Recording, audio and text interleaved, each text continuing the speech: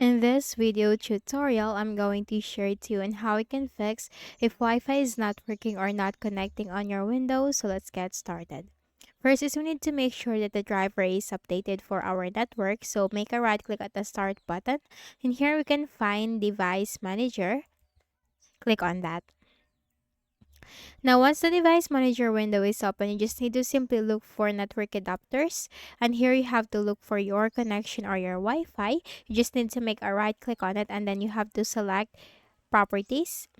And then you will find a driver tab, click on that. Then here you'll find the update driver. So you just need to simply click on update driver, search automatically for drivers. Now the best drivers for your device are already installed and we need to close this. Close the window one by one. Then we also need to make sure that the WLAN autoconfig service is running. So we need to go ahead in the Windows search bar. And here we need to type services.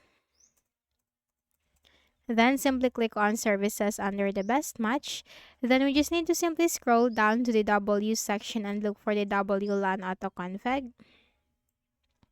Now once you find the WLAN autoconfig, you just need to make a right click on it, select properties.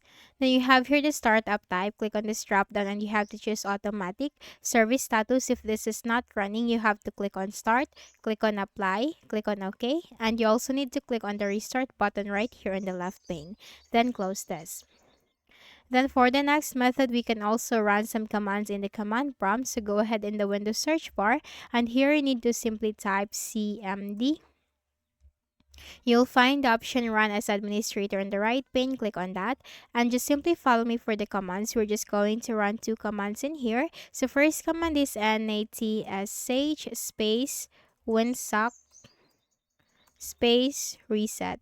It's netsh space winsock space reset, hit enter. And for the last command, we need to simply type netsh space int space ip space reset space resetlog.txt. So it's netsh space int space ip space reset space resetlog.txt, hit enter.